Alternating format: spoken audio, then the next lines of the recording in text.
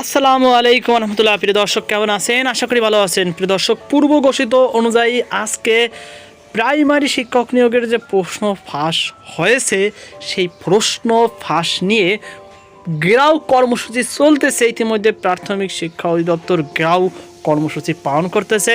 পরীক্ষার্থীরা কিংবা চাকরি ইচ্ছুকরা কিংবা ভবিষ্যতের মেধাবী শিক্ষকরা, প্রিয় দর্শক, আপনারা জানেন যে হিউজ পরিমাণ ক্যান্ডিডেট যারা অবৈধ পথে শিক্ষক হতে চেয়েছিল টাকার লোভে, এমন কুমনা কিছু শিক্ষক যারা হতে চায়, এই সকল শিক্ষকদের গ্রেপ্তার করা হয়েছে।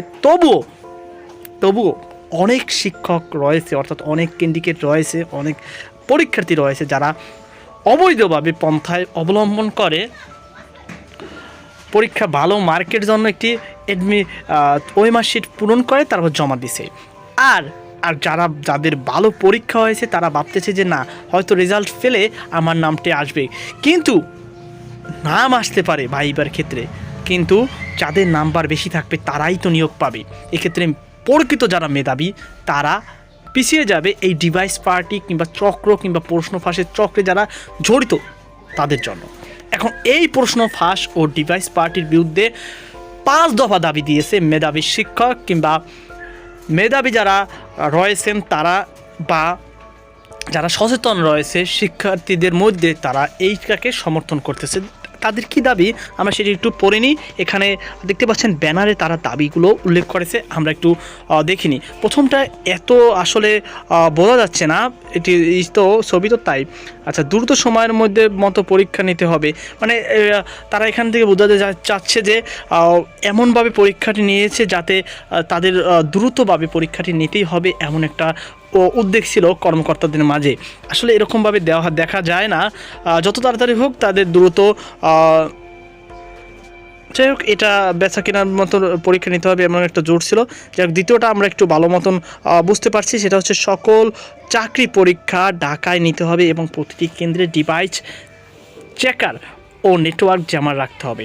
অর্থাৎ যে কেন্দ্রগুলো আছে সেই কেন্দ্রগুলো অবশ্যই ডিভাইস সেট আপ করতে হবে, অর্থাৎ ডিজিটাল সেট আপ, যেখানে কোনো ডিভাইস রাখা কিংবা চোখে কিংবা কানে কিংবা যে কোনো জায়গায়, চোখে বলতে এখানে আপনার অনেকে চশমার মধ্যেও ডিভাইস শনাক্ত করা হয়, এমনও প্রযুক্তি আবিষ্কার হয়েছে।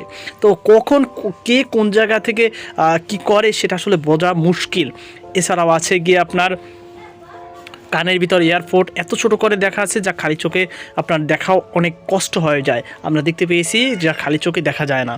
3 নম্বর আছে, দেখতে পাচ্ছেন একটি স্বতন্ত্র কমিটি গঠন করতে হবে এবং তার আওতায় সকল পরীক্ষা নিতে হবে এবং একই দিনে একই সময়ে একাধিক পরীক্ষা নেওয়া যাবে না।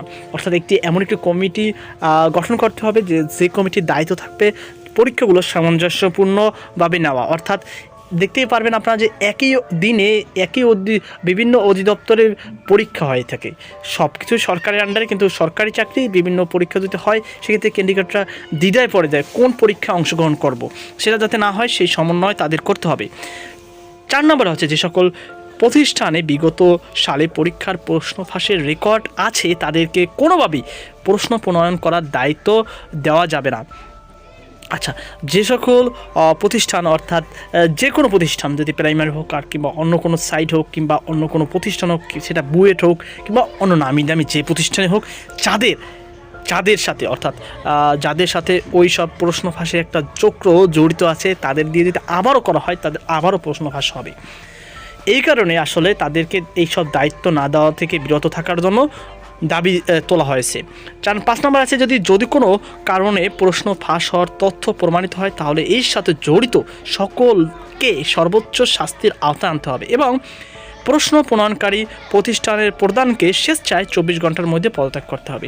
এটা একটা দারুণ একটা চমৎকার একটি দাবি। সেটা হচ্ছে, ধরেন আপনার প্রতিষ্ঠান থেকে তথ্য অর্থাৎ প্রশ্নপত্র তৈরি করা হলো, এই প্রশ্নটি ফাঁস হলো, এখানে নিশ্চিত ওইখানের আওতাধীন যারা কর্মকর্তা রয়েছে তারা জড়িত এবং তাদেরকে সর্বোচ্চ শাস্তি দেওয়া হবে। কোনো পর্যায়ে সেই শাস্তিটা কী হবে, বাংলাদেশ সরকারের সংবিধান কিংবা আইন অনুযায়ী সেটা ব্যবস্থা গ্রহণ করবে। এছাড়াও প্রশ্ন প্রণয়নকারী প্রতিষ্ঠান প্রধানকে, অর্থাৎ যিনি দায়িত্বে ছিলেন প্রধান, সেই প্রধানকেও 24 ঘন্টার মধ্যে স্বেচ্ছায় যে নিজ দায়িত্বে যে প্রশ্ন ফাঁস হয়েছে সেটা আমি করতে সক্ষম হলাম না, সেখানে পদত্যাগ করতে হবে। তো প্রিয় দর্শক, এই ছিল আমাদের সর্বশেষ আপডেট। সকল আল্লাহ হাফেজ।